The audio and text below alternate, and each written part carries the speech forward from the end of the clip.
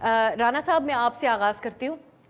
یہ جو بہت سے موضوعات میں نے انٹروڈکشن میں بتا دیے، لیکن پیپلز پارٹی اور نون لیگ کے درمیان یہ جو ایک صورتحال ہے، پرائم منسٹر صاحب ایک طرف ملاقات بلاول صاحب سے کر رہے ہیں، لیکن جن بیانات کا ہم نے حوالہ دیا، جس طرح کہ حنیف عباسی صاحب بات کریں یا پیپلز پارٹی والے، یہ ان کے اس ترجیحات کو بھی ایکسپوز کر رہا ہے یا کہیں نہ کہیں یہ بتا رہا ہے کہ ٹھیک ہے ایک آرگینک تو نہیں تھا اتنا یہ اتحاد، اپنے اپنے ان کے تحفظات ہیں؟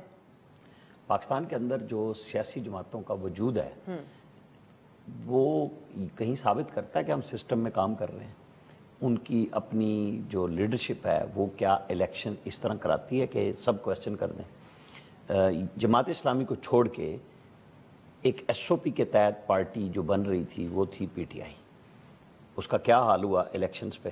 میں اس موجودہ الیکشن کی بات نہیں کر رہا کہ الیکشن کمیشن اور وہ پارٹی بنے ہوئے ہیں. جسٹس وجید الدین کو اٹھا لیں، تسنیم نورانی کو اٹھا لیں، سب نے کہا کرپشن بھی ہوئی ہے اور جو آئین خود بنایا دنیا بھر کو چیک کر کے اس کو خود توڑا. تو ہماری سیاسی جماعتیں سب ایک جیسی ہیں. ان کو بالکل آپ اس چکر میں مت پڑیں کہ جی یہ غیر فطری اتحاد ہے اور یہ اتحاد ہے.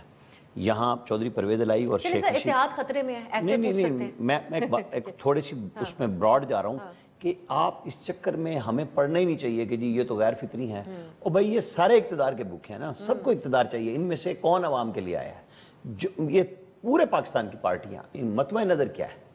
وزیر اعظم بننا ہے ایک پارٹی کے ہیڈ کو اور دوسرے نے وزیر بنانے ہیں، اور اس کے اندر اگر نہیں بنتے تو سب یہاں پہ ویسے رانا صاحب سوری اس اتحاد کے حوالے سے ایک اور بھی بات کہی جاتی ہے کہ یہ مقصد صرف اقتدار نہیں تھا، اپنی سیاست بچانا. بہت سے لوگ یہ تبصرہ دیتے ہیں کہ ایک طرف پی ٹی آئی کھڑی ہے اور اس کا مل کر ہی یہ مقابلہ کر سکتے تھے اور وہ بھی کرتے ہوئے ناکام نظر آتے ہیں. نہیں، اس میں تو دیکھیں نا، پیپلز پارٹی تو پی ٹی آئی کے ساتھ جانے کو تیار تھی. بلاول بھٹو کہہ رہے تھے کہ پی ٹی آئی حکومت بنائے، ہم اس کے ساتھ جانے کو تیار. نہیں، وہ پی ٹی آئی نے انکار کیا، ورنہ پیپلز پارٹی کی ترجیح نون لیگ نہیں تھی.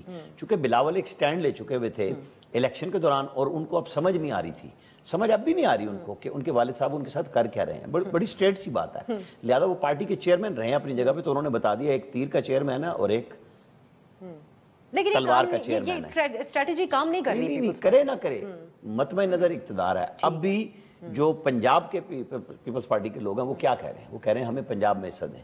اور نون لیگ کہتے ہیں سندھ میں دیا ہوا حصہ، آپ کی ہمیں ضرورت تو نہیں ہے نا.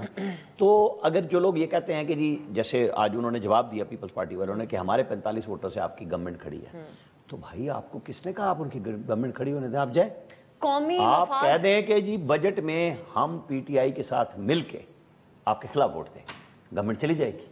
آپ کو عدم اعتماد لانے کی بھی ضرورت نہیں ہے. کریں نا بھائی، کس لیے مذاکرات کر رہے ہیں؟ یہ سب اپنا اپنا حصہ وصول سر. ویسے ان دونوں پارٹیوں میں سے یہ مرہون منت ہے ایک دوسرے کے اوپر، ورنہ جیلوں میں ہوتے ہیں جو بیانات دے رہے ہیں. کے مرہون منت ہے آپس میں کہاں سے آئے ہیں؟ ایک ہی پارٹی کے مرہون منت ہے صدر نہیں، اور تیسری پارٹی جو باہر بیٹھی ہے وہ کس سے بات کرنا چاہتی ہے؟ ٹھیک ہے، اس لیے آپ اور ہم جو ہم اخلاقی اور تعمیری بحث میں چلے جاتے ہیں نا کہ یہ میں آپ کے اوپر وہ نہیں کہہ رہا، لیکن ہم چلے جاتے ہیں کہ سیاسی جماعتوں کا رول اقتدار ہے اور وہ کیسے ملنا ہے وہ سب کو پتہ ہے، کوئی چیز چھپی ہوئی نہیں ہے. لہذا میں اس لیے کہہ رہا ہوں نا کہ بلاول بھٹو تکڑے بنے، والد صاحب سے کہیں کہ آپ نے صدارت لے لی، گیلانی صاحب کو چیئرمین شپ مل گئی، یہ تو واپس نہیں ہوتی. ٹھیک ہے، صدارت کے لیے تو پھر 2/3 چاہیے نا اب امپیچمنٹ کے لیے.